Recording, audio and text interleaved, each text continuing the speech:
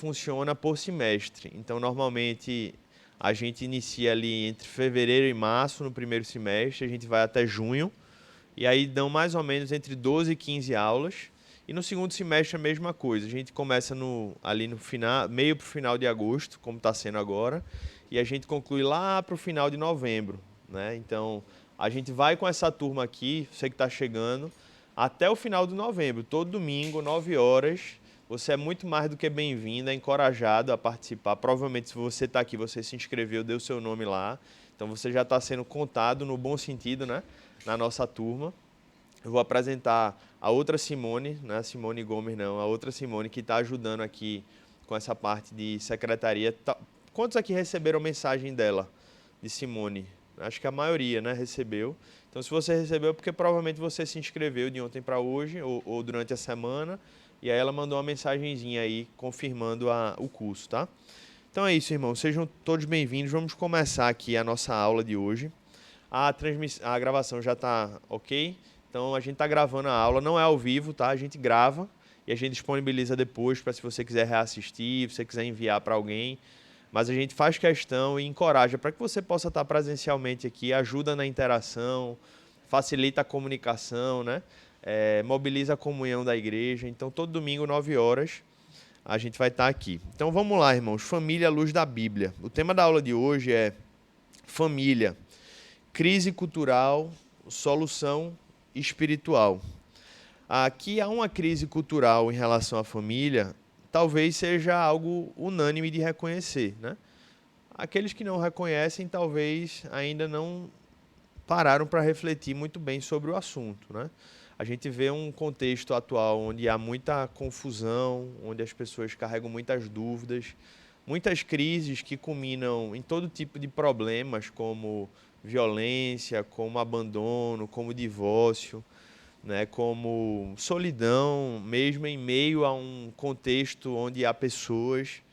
Então a crise ela é fácil de ser percebida, infelizmente, né? Muitas vezes isso está dentro das nossas casas e essas lutas estão sendo travadas por nós. Muitas vezes isso está sob o nosso contato de pessoas que buscam a nossa ajuda, né? E muitas vezes, como cristãos, nós somos procurados porque as pessoas veem em nós algum tipo de resposta, algum tipo de esperança, algum tipo de saída, né? Como uma luz que brilha, as pessoas olham e dizem, olha, eu vejo naquela pessoa, naquela família, pelo menos algo diferente do que eu tenho visto aí fora. Então, a crise cultural, a crise social, quando fala sobre família, não é difícil de ser notada. O que talvez muitos não reconheçam é que existem soluções espirituais, porque na verdade, muito mais do que uma crise cultural, é também uma crise espiritual. Não há como dissociar os problemas que a gente tem visto hoje, não só em relação à família, mas em relação a diversas áreas da experiência humana, de profundas raízes de problemas espirituais. E eu vou tentar explicar um pouco para vocês ao longo desse encontro o porquê.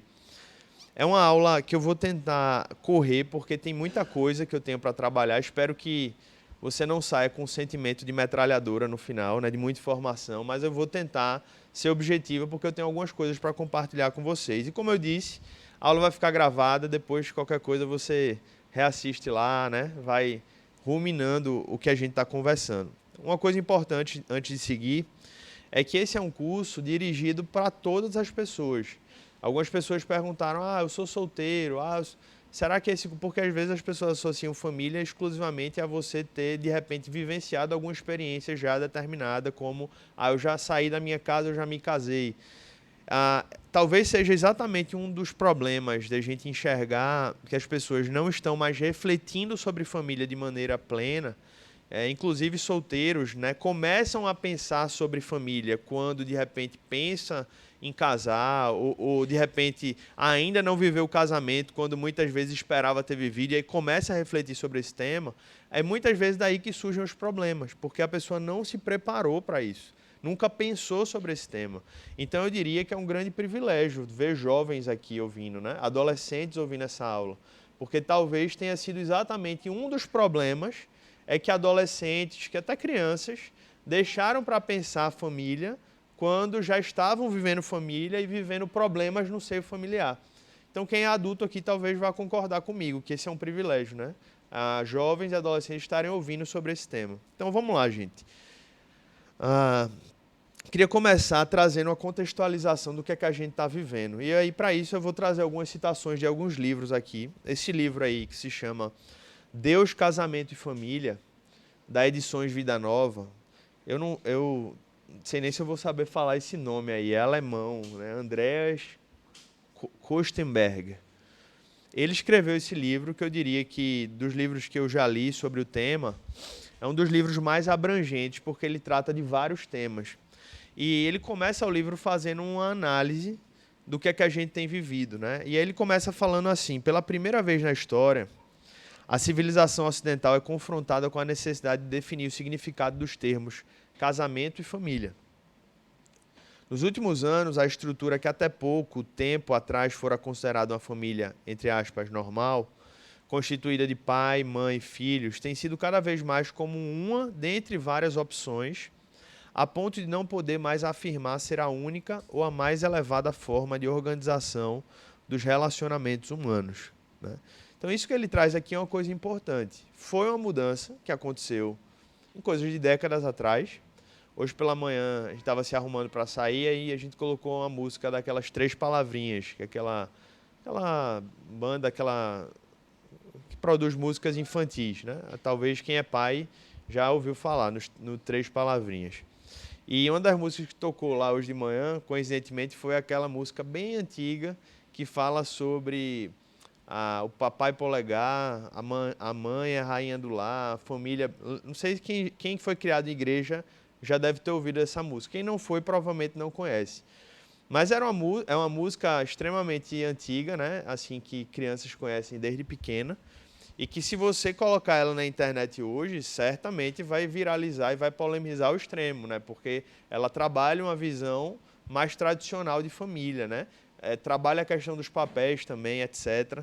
E o que eu quero trazer aqui não é nem entrar na discussão da música em si. O que eu quero trazer é, se a gente... Eu aprendi essa música quando eu era criança, né?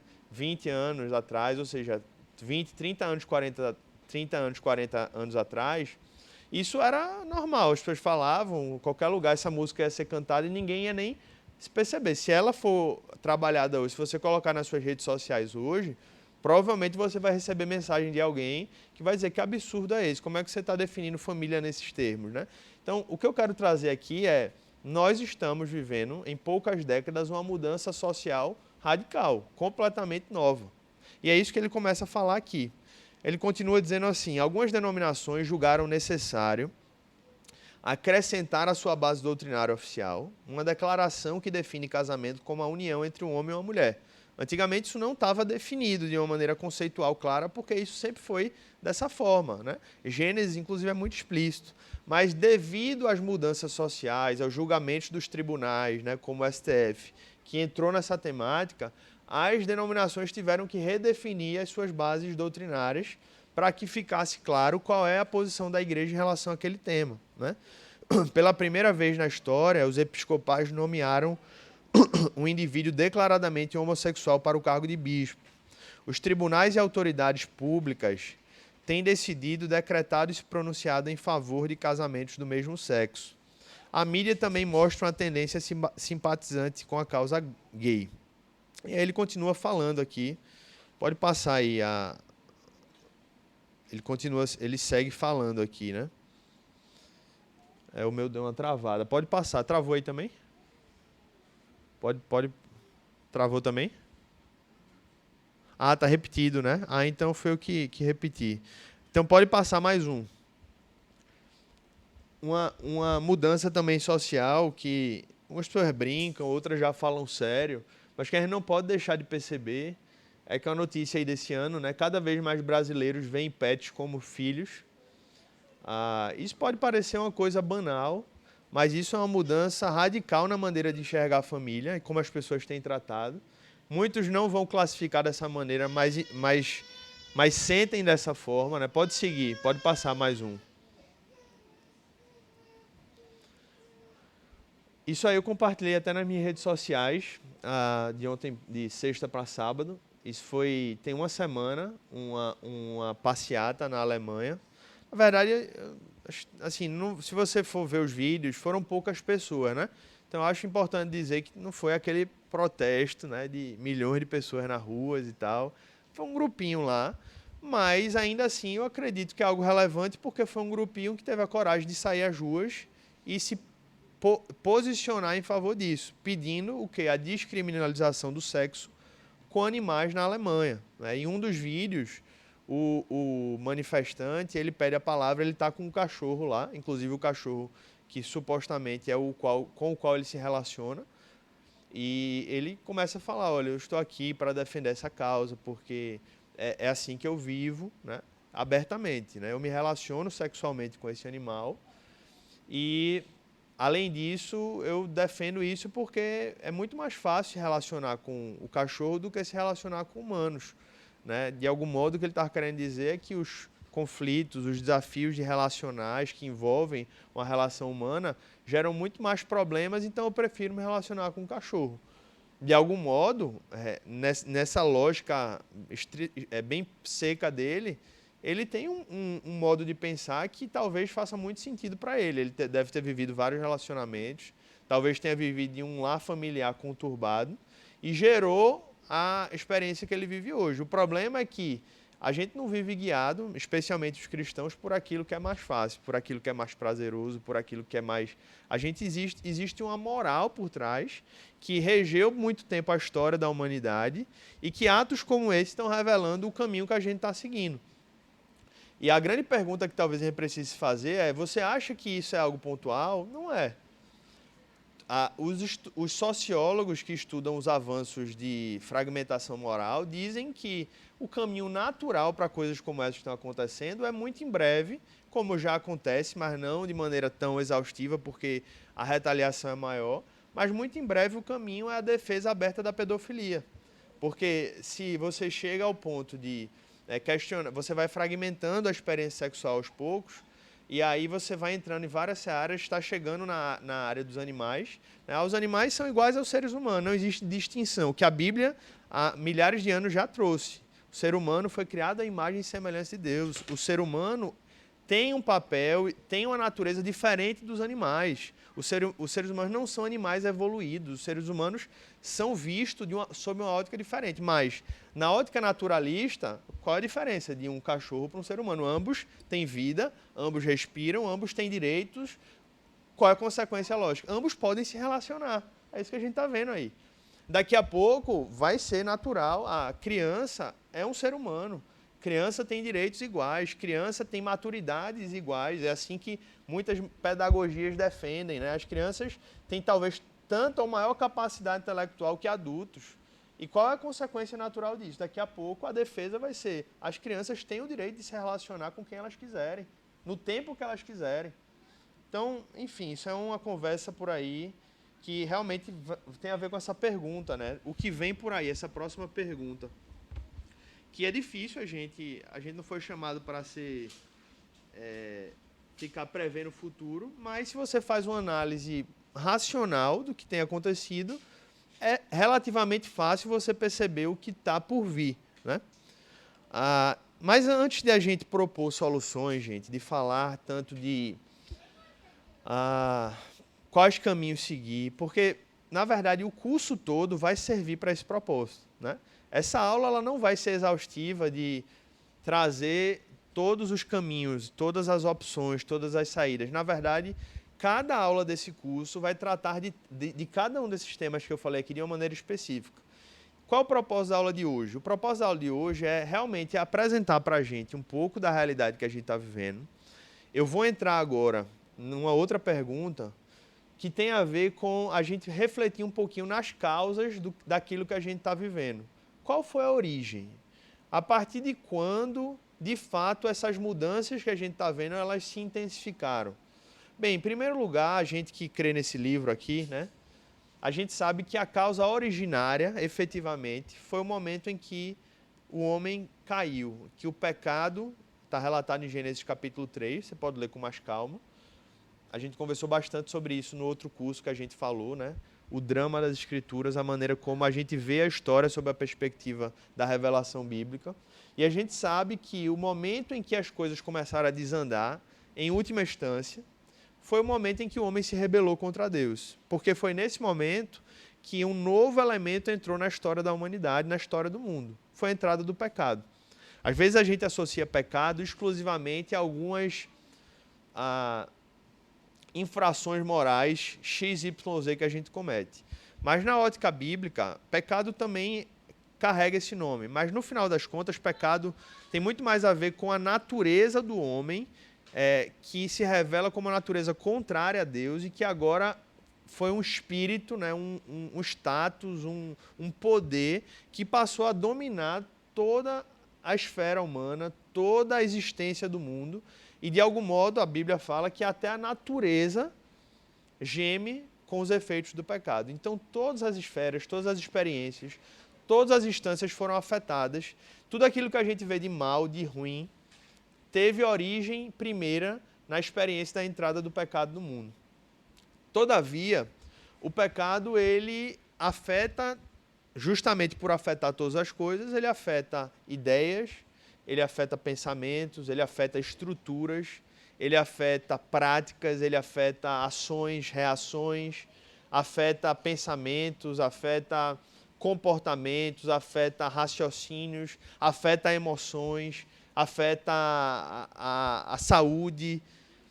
E quando a gente fala sobre isso, a gente precisa pensar quais são as ideologias reinantes em nosso tempo, que foram os instrumentos aos olhos humanos que geraram o que a gente tem visto aí fora, o que a gente tem visto nessas notícias que eu compartilhei com vocês. Pode passar aí um slide. Secularismo. Eu preciso começar a partir daqui. Quem pode me ajudar? O que é que vem à sua mente quando você escuta essa palavra, secularismo? E não é teste agora não, tá, gente? Pode errar, pode ficar à vontade, assim, mas eu queria ouvir vocês. Pode ser bem honesto. A primeira palavra que vem na sua mente. Não precisa pensar muito, não. A primeira. Coisas do mundo. Ok, primeira palavra. Boa, não é isso que eu quero ouvir mesmo. Coisas do mundo. Até porque, para a gente falar sobre o tempo, é importante entender o que vem em primeiro lugar na cabeça de vocês, ainda que a gente vá trabalhar para introduzir outras coisas. Agora para errar feio, certo ou não? Não, de algum modo é. Eu vou explicar já. Que mais? Primeira palavra que vem na sua mente. Secular, de fato, remete a essa ideia de século. E quando você explora essa palavra filosoficamente, tem a ideia de coisas do mundo que, em algum sentido, biblicamente falando, a gente sempre está envolvido com coisas do mundo. A gente está no mundo, a gente vive no mundo. Então, o problema não é exatamente a questão secular, porque a gente sempre está envolvido em meio às coisas seculares. O problema é que o secularismo, essa ideia, especificamente secularismo é diferente de secular, é uma ideologia.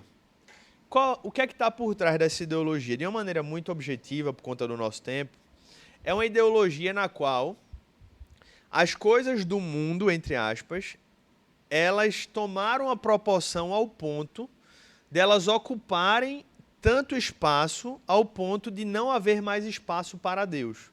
É como se o secularismo fosse a filosofia de que Deus não pode ser mais concebido na maneira do ser humano enxergar as coisas. Então, se antes eu pensava ciência, pensava cultura, se antes eu pensava qualquer assunto que você imaginar, concebendo Deus como algo possível de ser alinhado àquilo e mais como algo que deu origem àquilo, que sustenta aquilo, quando o secularismo se tornou uma filosofia vigente, a ciência, que antes era vista, como é que eram os cientistas, especialmente ali dos primeiros séculos, depois da igreja iniciar, enxergavam a ciência? Eles viam a ciência como um meio de glorificar Deus. Porque se toda a ciência e todo conhecimento veio de Deus, se Deus é o autor do conhecimento, e se a nossa vida serve para a glória e louvor dele, a ciência é um instrumento de eu encontrar a verdade que está contida em Deus e que, portanto, a ciência é um instrumento humano de me apontar para a verdade que o próprio Deus revelou. Mas quando o secularismo entra na história da humanidade, e aí é fruto de muitos fatos históricos, alguns apontam exclusivamente como iluminismo, mas a gente vê o renascentismo antes, a gente vê o próprio humanismo grego, que também, de algum modo, originariamente contribuiu para isso. Mas a gente vê, gente, de maneira objetiva, que qual é a consequência? O secularismo traz a consequência de que todas essas esferas não podem mais ser enxergadas a partir de Deus, nem sob a influência de Deus. Logo, ao se falar sobre ciência, não se pode falar sobre Deus, porque Deus é o âmbito da religião e a ciência é o âmbito da prática, do tangível. Qual é a origem desse pensamento? A origem grega, pagã, que foi justamente Platão que defendeu a diferença entre o mundo das ideias e o mundo da vida real, né? O mundo da prática, vamos dizer assim, o mundo daquilo que é tangível. E o secularismo resgatou, de algum modo, essa ideia e colocou dentro da história. E aí, quando isso começou a se desenvolver, tem uma frase que ajuda a gente a entender isso. Em um outro livro, Como Não Ser Secular, que diz assim: a emergência do secular está associada ao surgimento de uma nova opção, uma opção que antes não era cogitada. Antes, as pessoas enxergavam o mundo, ainda que não fossem verdadeiramente cristãs, mas a maneira de enxergar o mundo era: esse mundo tem um dono. Né? E, portanto, esse dono rege a história, mas o secular trouxe uma nova opção, um modo de construir sentido e significado sem qualquer referência ao divino ou ao transcendente. Portanto, não foi suficiente deixarmos de crer em deuses. Também tínhamos de ser capazes de imaginar significado dentro de uma estrutura imanente, ou seja, de uma estrutura que não tem o transcendente, ela só é o que é tangível, a fim de imaginar modos de sentidos que não dependessem do transcendente. Uma outra frase que ajuda a gente a entender mais isso, diz o seguinte: o secularismo, né, que é essa filosofia que eu estou falando aqui com vocês, é o guarda-chuva que abriga as várias filosofias concorrentes. Então, ela é o denominador comum que une, para unir humanismo, pragmatismo, relativismo, naturalismo, pluralismo, existencialismo, ateísmo. Então, o adjetivo secular refere-se a este mundo neste período de tempo. Então, Agui, como você estava falando, né, o mundo é secular, as coisas desse mundo. Então, o problema não é trabalhar a ideia das coisas desse mundo, porque a gente está inserido nesse mundo. O problema é quando eu restringo toda a minha experiência a esse mundo. Porque a tônica do secular está no momento presente e não na eternidade. Então, eu olho só para o agora. Eu não olho para o que vem. Eu não olho para o que vem depois. E qual é a consequência mais prática disso? Eu só olho para o hoje. Eu posso fazer o que me der na telha, porque o que vem amanhã, muito menos na eternidade, não importa. O que importa é eu experimentar o que eu tenho para agora. É o que me vem como sentimento no momento. Essa é uma das consequências do secularismo. E aí aquele livro que eu comecei a citar para vocês, gente, ele explora, ele desenvolve um pouco disso. Ele fala das consequências, né? Quando Deus é tirado, pode passar aí uma frase, quando Deus é tirado da posição de iniciador da instituição do casamento e família, então ele está falando aqui das consequências do secularismo na família. Então eu estou voltando para o tema família, tá? Quando Deus é tirado da posição de iniciador da instituição do casamento e da família, abre-se a porta para inúmeras interpretações humanas desses termos e conceitos, e segundo o espírito do pós-modernismo, que é um fruto do secularismo, nenhuma definição tem o direito de reivindicar mais legitimidade do que outras. O único mecanismo usado para decidir entre definições concorrentes, portanto, não é o da moralidade, mas o da opinião pública e o do voto da maioria. Pode passar. Pode passar mais um slide aí, por gentileza.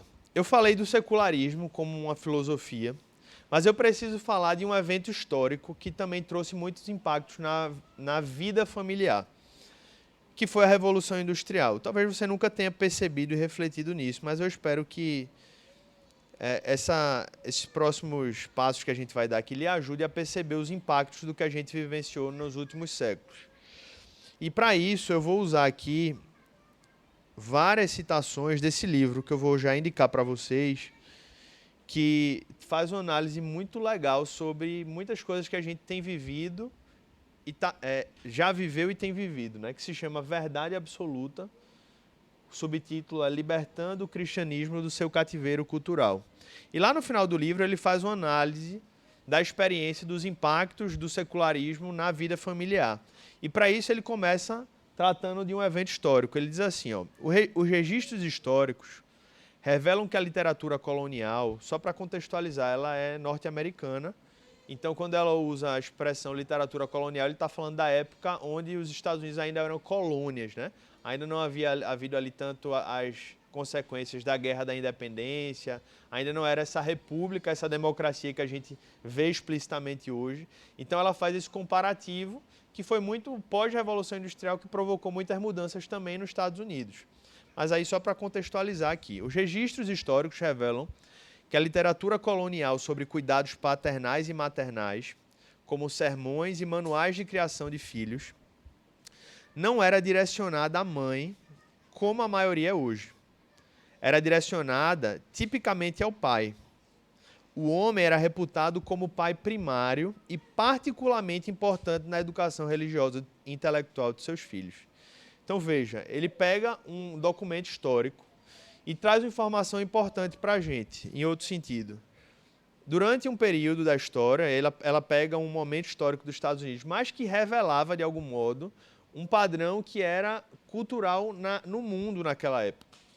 O pai era visto como esse representante, como esse não apenas líder, ou chefe, ou alguém que liderava o lar, mas ele ocupava esse papel de formação intelectual e espiritual em primeira instância na vida de uma família.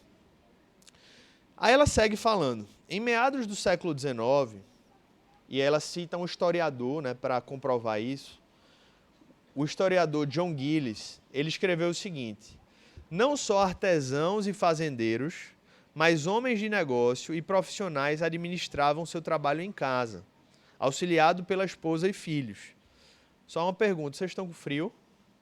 Não? Tá tranquilo? Todo mundo tranquilo? Então, ótimo. Administravam seu trabalho em casa, auxiliado pela esposa e filhos. Em consequência disso, não havia diferença entre o tempo do pai, esposa, filhos e criados. Todos comiam e oravam juntos, eles se levantavam e iam dormir no mesmo horário. Então ela pega um retrato de uma época histórica, certo? Primeiro, algumas informações. O pai era visto, né, não apenas como uma liderança vazia, mas ele tinha um papel específico, ele era o responsável intelectual, moral e espiritual da casa. E segundo, ela traz um retrato de como funcionavam as dinâmicas familiares daquela época. As atividades comerciais, os empreendimentos, eles giravam em torno do lar. E por eles girarem em torno do lar, toda a família estava envolvida naquilo, né? Ainda que houvessem papéis, ainda que houvessem divisões de tempo, etc., mas todo mundo estava envolvido e, consequentemente, a experiência, né, e o contato familiar ele era muito forte. E isso gerava não apenas oportunidades de envolvimento nas mais diversas áreas, tanto da mulher estar, de algum modo, cooperando com a dinâmica comercial daquele núcleo familiar ali que produzia. Era um açougue, então a casa era um açougue. Não era, tinha um açougue embaixo e o natural era que a casa da família fosse em cima, né? Talvez tenham pessoas que tenham vivido uma experiência como essa na sua família, porque o que ela fala do século XIX aqui, para o Brasil foi século XX. E se alguém morou no interior, talvez tenham pessoas que tenham vivido uma experiência como essa aqui. E isso gerava oportunidades de convivência familiar realmente muito diferentes daquilo que a gente tem visto hoje, né? Vamos seguir. Aí ela trata qual foi o ponto de virada. Tudo isso mudou com a Revolução Industrial, pois o seu principal impacto foi levar o trabalho para fora de casa. Esta mudança, a princípio simples, no local físico do trabalho, desencadeou um processo que levou a um declínio acentuado na significação outorgada à casa, alterando de forma drástica o papel do homem e da mulher. Ela continua. O antigo padrão estava fundamentado nas relações... Pode seguir, pode passar aí o slide. O antigo padrão estava fundamentado nas relações pessoais entre os fazendeiros, seus filhos e trabalhadores, ou entre artesãos e aprendizes, ou entre comerciantes e pessoas que trabalhavam ali naquele lá. Mas na Revolução Industrial isso deu espaço a relações impessoais fundamentadas em salários. Ela traz informação histórica interessante também dessa mudança. A partir de 1820, houve a enxurrada de livros, folhetos, manuais de aconselhamento e sermões que delineou o que os historiadores denominam doutrina das esferas separadas. Então presta atenção nisso. Foi uma mudança cultural importante. A esfera pública dos negócios seria isolada da esfera particular do lar e da família. O que é que isso gerou de mudança? O lar, a casa, que antes era um ambiente familiar, mas que também era um ambiente de produção, um ambiente onde havia todo tipo, se vivia tudo ali em casa. Então se aprendia de tudo, se experimentava de tudo. Agora a casa virou um ambiente, um local estritamente onde se via como um refúgio, um porto do mundo cruel e competitivo e um lugar de conforto e renovação espiritual. Aí você talvez esteja ouvindo isso e dizendo, é exatamente isso que eu entendo por casa. É exatamente isso porque a gente vive na era que a gente está vivendo. Esse é o modo que a gente foi formatado para ver plenamente a casa. Mas eu preciso que você continue me acompanhando aqui para continuar entendendo como isso gerou mudanças na prática. Aí ela faz uma pergunta, né? Como estas mudanças afetaram os homens e as mulheres? A mudança mais óbvia foi que os homens não tiveram escolha senão acompanhar o trabalho fora das casas e campos e entrar em fábricas e escritórios. Por conseguinte, a presença física dos homens em casa caiu drasticamente. E aí ela traz uma consequência já do final do século XIX. A característica mais surpreendente dos manuais de criação de filhos do século XIX é o desaparecimento de referência aos pais. Pela primeira vez, nós encontramos sermões e folhetos sobre o tópico de criação de filhos, dirigidos exclusivamente à mãe e não ao pai ou ambos, como fora durante todos os últimos séculos. E os homens agora passaram a se sentir ligados aos seus filhos mais por suas esposas. Depois da Revolução Industrial, a casa deixou de ser local de produção e se tornou local de consumo. Em vez de desenvolver inúmeras habilidades manuais, fiar, tecer, cozer, tricotar, conversar, fermentar, assar e fazer velas, as tarefas das mulheres foram mudando progressivamente para a administração básica da casa e cuidado dos filhos. E aí presta atenção em uma outra mudança interessante dos nossos tempos. O papel das mães, mãe sempre foi mãe sempre teve o cuidado maternal com seus filhos. Só que nessas mudanças culturais, as mães foram muito prejudicadas também, porque antigamente na dinâmica da casa, além do marido estar sempre presente ali, olhando as necessidades, existia um seio comunitário envolvido naquilo, porque os familiares solteiros estavam envolvidos na dinâmica empreendedora ali daquele lá e contribuíam com aquilo. Até os empregados que haviam dinâmicas, sempre existia um emprego e de algum modo retorno para esse emprego, né? Mas era uma dinâmica diferente do que a gente conhece hoje como salário, estritamente. Tanto é que o termo, a origem da palavra salário, vocês sabem qual é, né? É sal, né? Vem da palavra sal, porque em vez de se pagar em dinheiro, se pagava com sal ou com alimento, né? Não era moeda. Então é daí que vem a palavra salário. Mas enfim. Então, o fato, irmãos, é que ela fala aqui, o papel das mães na criação dos filhos ficou mais saliente do que fora no passado, porque no passado elas compartilhavam a tarefa com outros adultos na casa. Avós, parentes solteiros, irmãos mais velhos. Famílias tinham 12, né? Quem aqui teve família grande, com mais de 5, 6 filhos? Né? Mais de 5, 6 filhos. Que teve irmãos, só para saber. Ananias, só Ananias. Ninguém teve mais do que 5 filhos aqui, 5 filhos. Porque antigamente, vocês sabem, né? Era 12, 13, 14, 15 filhos. Então, aí as pessoas se perguntam como é que as mães davam conta. Primeiro, havia muita gente envolvida nisso. E segundo, o irmão mais velho cuidava do mais novo. E era assim que ele aprendia depois a ser pai e a ser mãe, porque ele tinha uma escola dentro de casa, né? Enfim, quando estes saíram de casa para ir ao local de trabalho, porque não foram só os pais. Quando a Revolução Industrial foi deflagrada, todo mundo saiu das casas. Inclusive, as mães em uma fase, só que chegou um momento que disse, quem vai cuidar das crianças? E aí alguém teve que voltar para as casas. E enfim, aí foi aí que começou a se refletir sobre essas dinâmicas familiares em uma nova época, onde muitas perguntas foram geradas. E aí a mãe retornando, né, naturalmente, até porque fisiologicamente a própria físio mostra, né, papéis que a mãe exerce, a mãe é responsável por aleitar o seu filho. Mostra como era até, de algum modo, impossível, né, naquela época se pensar de maneira diferente. Fisiologicamente, Deus desempenhou papéis que revelam a conexão, né, e a importância da conexão da mãe especialmente nesses primeiros meses. Naquela época não tinha leitinho de farmácia não, né, gente? Era leite, e era a mãe que era a fornecedora disso. Seguindo, né, até os retratos de caráter masculino e feminino passaram por redefinição social. Isso aqui é muito importante e os homens precisam ouvir isso. Os homens podem ler, só os homens. A partir no antigo ideal de masculinidade, é feito homem, gente. Não é para ler baixinho assim, não é para ler feito homem. Amém? Vamos juntos? No antigo ideal. Agora.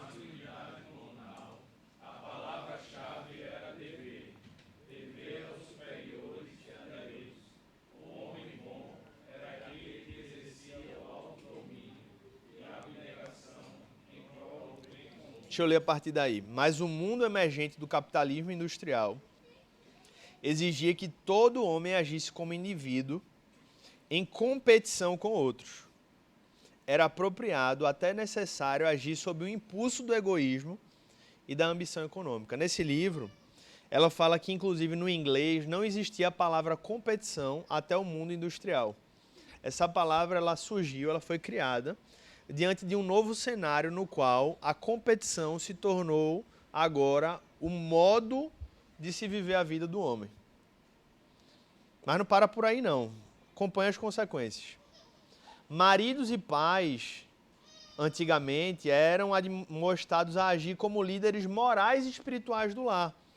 Mas agora, com essa mudança do ethos social, se dizia que os homens eram naturalmente rústicos e brutos e que precisaram aprender a virtude com suas respectivas mulheres.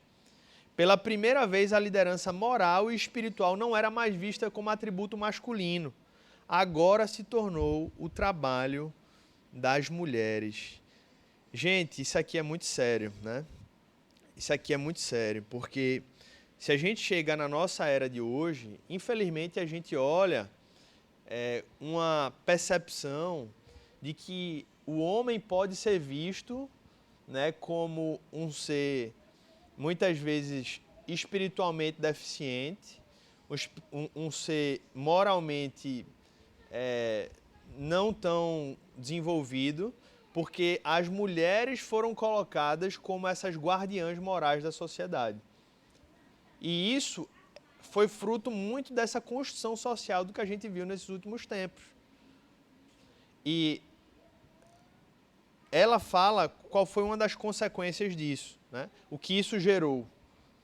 Aí ela continua já caminhando aqui para o final dessas conclusões, né? Repetiu aí, né? A citação pode passar para o outro slide. Parte daí. Mas observe a mesma dinâmica perigosa que notamos anteriormente. Quando as senhoras, né, as mulheres, recebem a responsabilidade de elevar o padrão de caráter dos homens, então estes ficam livres para serem menos responsáveis. Surgiu então a imagem hoje familiar do pai estabanado e incompetente que é tratado com condescendência pela esposa paciente e filhos inteligentes. E aí ela conclui. O movimento feminista começou aproximadamente no mesmo tempo em que as mulheres estavam assumindo posições do Império Benevolente. Ou seja, quando os homens se omitiram desse papel, deixaram de ser os líderes morais e espirituais e talvez queriam continuar sendo líderes, mas sem exercer o ônus do dever, da moral, da espiritualidade dentro do lar. Então invocavam a liderança, mas a sua vida não os habilitavam para serem líderes dentro do lar. é exatamente no momento em que o movimento feminista começou a emergir. A gente vai ter uma aula só sobre feminismo aqui mais para frente. Eu não vou ter tempo de explorar esse tema, mas já deu para perceber que, de algum modo, o feminismo foi uma resposta e que, hoje em dia, a resposta destrutiva, as bases dela já foram negativas, não são compatíveis com as escrituras, a gente vai conversar sobre isso depois, mas não veio do nada. Ele teve uma origem, ele teve... nada vem do nada, né, gente? Sempre existe uma ação e reação. A gente vai mostrar porque o feminismo não é a resposta bíblica para um cristão. Mas esse contexto histórico mostra para a gente o porquê a gente está vivendo o que a gente está vivendo e também qual foi uma das origens que, na cabeça de muitos, justificou o movimento feminista. Tá? Como eu disse, eu não vou ter tempo de falar hoje, mas a gente vai ter uma aula sobre isso. Mas o que é que a gente não pode deixar de notar em meio a tudo isso que eu falei aqui para vocês? Tem 15 minutos finais aí, deixa eu correr. Primeiro lugar, pode passar aí. Essa frase mesmo. Quer percebamos ou não, nós, seres humanos, estamos envolvidos em um conflito espiritual cósmico entre Deus e Satanás, no qual casamento e família são áreas de suma importância, dentro das quais são travadas batalhas espirituais e culturais. Então, a gente não tem como dividir, essa é uma batalha espiritual, essa é uma batalha cultural. São coisas entrelaçadas, gente. O mundo espiritual, ele não está dividido, né? Ele está acontecendo uma guerra no céu e aqui embaixo da terra é cada um por si. É uma batalha humana. Não, isso não é bíblico. A batalha cultural é uma batalha altamente espiritual e a batalha espiritual é altamente cultural. Se, portanto, a crise cultural é sintomática de uma crise espiritual subjacente, a solução também deve ser espiritual e não apenas cultural. É por isso que o tema desse livro é Família à Luz da Bíblia. É por isso que o tema desse curso, né, melhor dizendo, é Família à Luz da Bíblia. É por isso que o tema dessa aula é Crise Cultural, Solução Espiritual. Porque, para a gente falar desse tema, eu poderia ter feito uma análise dessa social com vocês aqui e alguém concluir essa aula com um convite às mulheres tomarem as armas e destruírem os homens, né? Porque os homens fizeram esse estrago. Mas a Bíblia não nos conduz nesse caminho. E é por isso que a gente precisa desse livro para entender de fato quais são as reações de homens e mulheres de Deus, as ações, as escolhas, o modo de ler os movimentos sociais, os acontecimentos culturais e entender como um cristão lida com isso. Entender que o próprio Deus já havia estabelecido papéis de homens, papéis de mulheres, e que foi justamente a omissão ou a falha no cumprimento desses papéis que geraram consequências também destrutivas sociais em nossos tempos. Então, é por isso que esse é o tema da nossa aula. E aí talvez você esteja exatamente se perguntando, né? Como a figura do próximo slide aí, quem conhece? Alguém já viu esse desenho? Como é que ele fala? E agora? Esse é Chaves. E agora? Quem poderá me defender? E aí eu tenho algo para dizer para vocês, irmãos. Deus, o Deus desse livro, ele pode nos defender, e não apenas nos defender, ele pode nos instruir, nos capacitar, para que a gente faça algo diferente, né? Na nossa casa, na nossa igreja, naquilo que está ao nosso alcance. É esse livro, porque esse livro, eu queria ler alguns versículos com vocês. Se você tiver com sua Bíblia, você pode abrir em João, capítulo 14. A gente tem aqui, mas se você tiver sua Bíblia, abra lá. É um hábito saudável aprender a manusear a Bíblia. Se você está começando a manusear agora, não tenha vergonha, vá lá, gaste tempo, aprenda a manusear a Bíblia. Depois aí do Mateus, Marcos, Lucas, o último evangelho. João 17, desculpa. É 17. A partir do versículo 14. A Bíblia diz assim: dei-lhes a tua palavra e o mundo os odiou, pois eles não são do mundo, como eu também não sou. Não rogo que os tires do mundo, mas que os protejas do maligno. Eles não são do mundo, como eu também não sou. Santifica-os na verdade. Aí a pergunta é, o que é a verdade? Pilatos perguntou isso para Jesus. E Jesus responde aqui, em João capítulo 17, a tua palavra é a verdade. Então, em meio a um mundo confuso, que cada um faz pergunta e cada um cria suas respostas, a gente sabe que existe um livro que é capaz de nos revelar a verdade. Existe uma pessoa que é capaz de nos revelar a verdade. Eu sou o caminho, a verdade e a vida. Ninguém vem ao Pai senão por mim. Outro versículo, irmãos. O salmista, ele escreveu: lâmpada para os meus pés é a tua palavra e luz para os meus caminhos. Para que serve a luz? Para iluminar as trevas. E quando a gente está em casa, a energia acabou, o que é que a gente sente? Confuso, né? Onde é que está a mesa? Onde é que está a geladeira? Será que eu vou bater em algum lugar? Será que eu vou cair?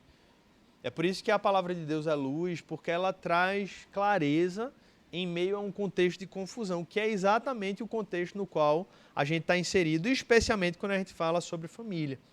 Em um outro texto das Escrituras, que a gente não pode deixar de lembrar, se encontra nas instruções do apóstolo Paulo ao seu discípulo e pastor Timóteo, né? Ele diz assim para Timóteo: toda a Escritura, Timóteo, é inspirada por Deus e útil para o ensino, para a repreensão, para a correção e para a instrução na justiça, para que o homem de Deus seja apto e plenamente preparado para toda boa obra. Então a Bíblia capacita o cristão para todas as coisas na sua vida, inclusive para ser, viver e entender família. Naquele livro que eu comecei falando com vocês, gente, ele diz assim, ó: a palavra de Deus não depende da aprovação humana e as Escrituras não permanecem caladas no tocante às questões vitais que homens e mulheres enfrentam hoje em dia.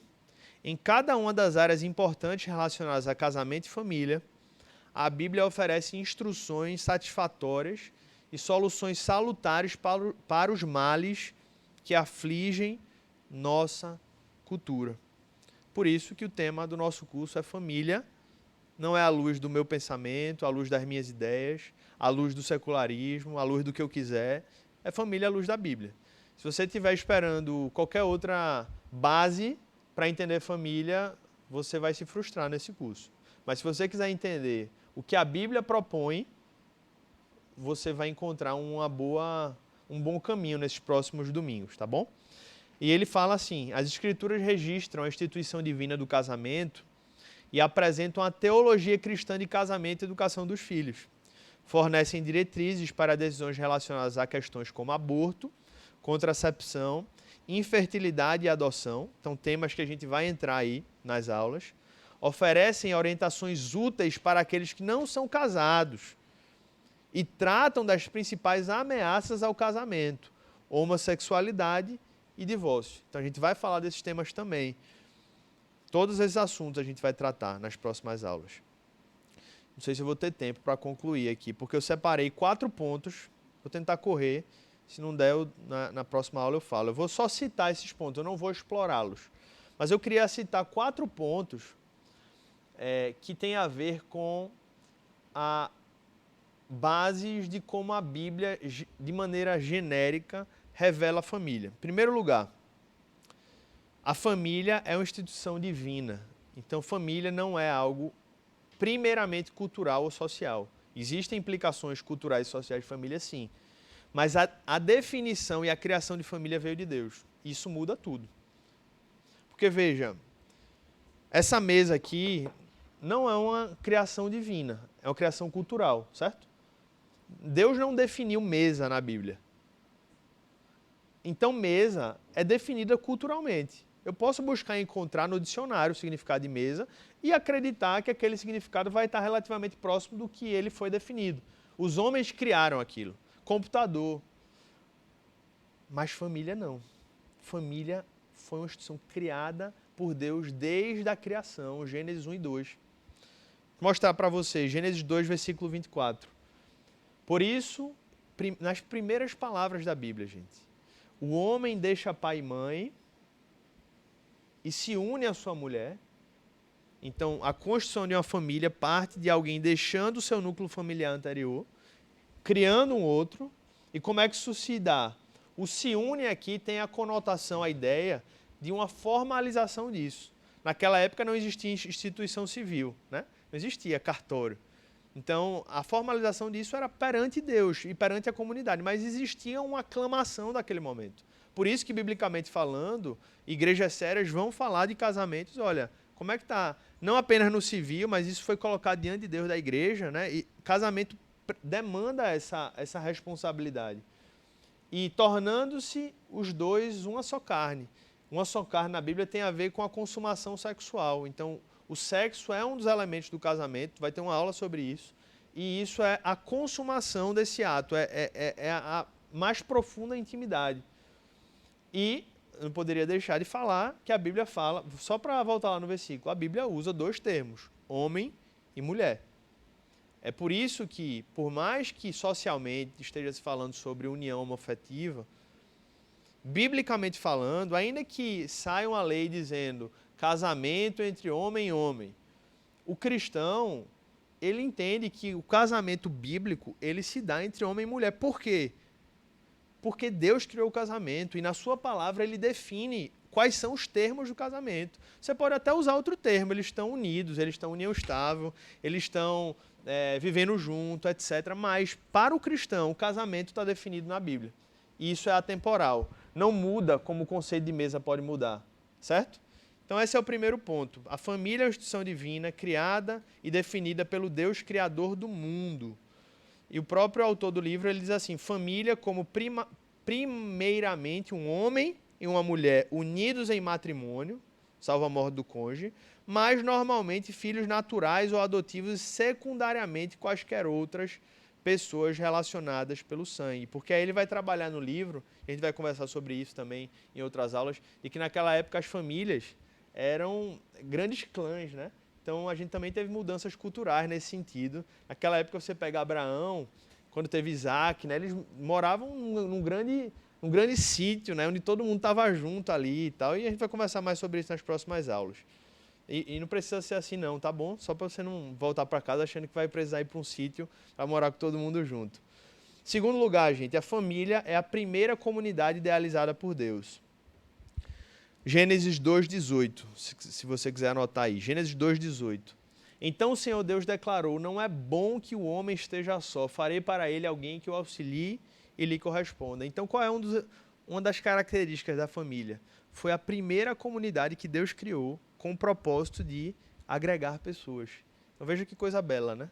É um dos papéis da família, é conexão, é afeição, é intimidade, não que não se viva isso em outros lugares, mas a família foi o primeiro e o principal lugar idealizado por Deus para isso. Terceiro lugar, na verdade ficou o 2 aí, mas é o 3, tá? Deixa eu até corrigir logo aqui na minha apresentação. A família não é um fim em si mesmo. Isso é tão importante, gente. Gênesis 1, 27 e 28. Assim Deus criou o ser humano, a sua imagem, a imagem de Deus o criou, homem e mulher os criou. E Deus os abençoou e lhes disse, sejam fecundos, multipliquem-se, encham a terra e sujeitem-na. Família não é um fim em si mesmo.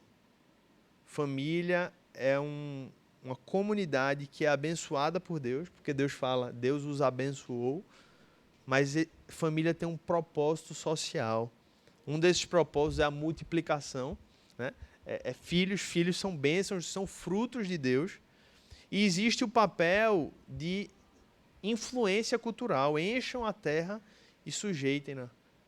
E se você parar para pensar, quem é mais forte em influenciar culturalmente uma sociedade do que famílias espalhadas por toda uma cidade, por cada um dos bairros? A família tem muito mais potencial de influenciar do que várias outras comunidades, gente, porque a família é o que imprime o caráter mais forte na vida um do outro naquele local. Por mais que outras influências venham na vida de todas as pessoas. Mas a gente precisa lembrar isso, família não é um fim em si mesmo. E por fim, e aí é o 4, não o 3, também corrigindo, o êxito da família, ou seja, a família viver de maneira abençoada, não isenta de problemas, mas abençoada, está intimamente ligada à sua dependência de Deus. E aí, lendo aqui alguns versículos bem breves. Busquem o Senhor e vocês viverão. Do contrário, ele irromperá na casa de José como um fogo que a consome, e não haverá em Betel quem consiga apagá-lo. Uma das consequências, né? Existem dois caminhos. Um caminho é aos pés de Deus, outro caminho é distante de Deus.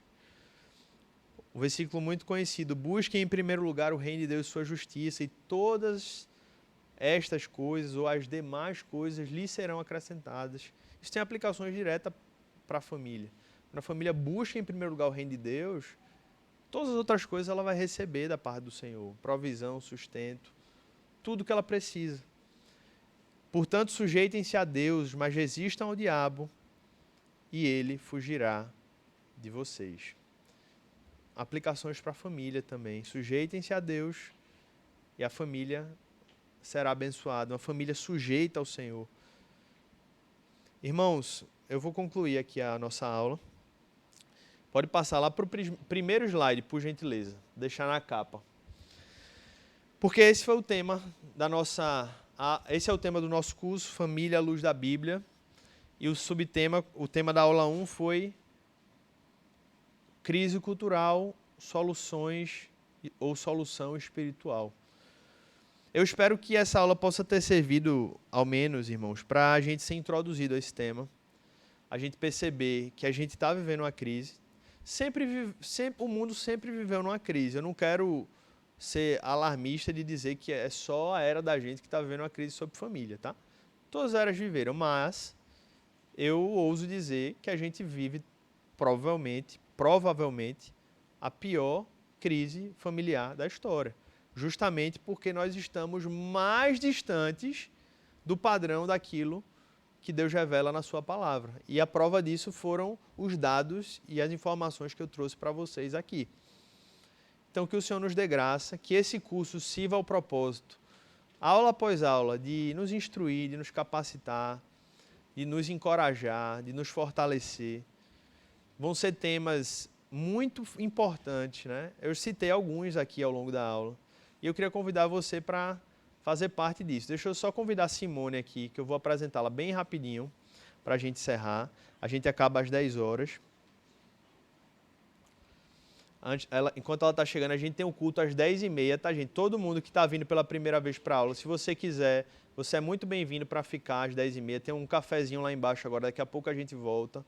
Eu já deixo o meu abraço, eu vou pregar lá na Nova Vida dos Aflitos hoje. Então, só para vocês acharem que eu não vim da aula e fui embora para a praia, né? Eu vou pregar em outro lugar. O pastor Adriano vai estar pregando aqui hoje pela manhã. Mas eu deixo um abraço. Então, todo domingo aqui a gente vai estar 9 horas. Logo em seguida tem esse cafezinho depois. 10h30 a gente tem o culto da gente, tá bom? E é isso. Sejam bem-vindos àqueles que estão aqui pela primeira vez. Estou vendo que tem muita gente pela primeira vez aqui no curso. Sejam muito bem-vindos. Vou apresentar a Simone. Ela está responsável aí pela Secretaria da Universidade da Vida. Provavelmente você recebeu uma mensagenzinha dela de ontem para hoje. Então, qualquer dúvida, fala com ela. A gente quer valorizar esse curso de algumas maneiras. Uma das maneiras é fazendo uma cerimônia no final de conclusão de curso, uma formaturazinha. E para isso a gente não vai fazer prova, mas a gente vai fazer uma chamada, né, diária para que possa haver, pelo menos, dizer, olha,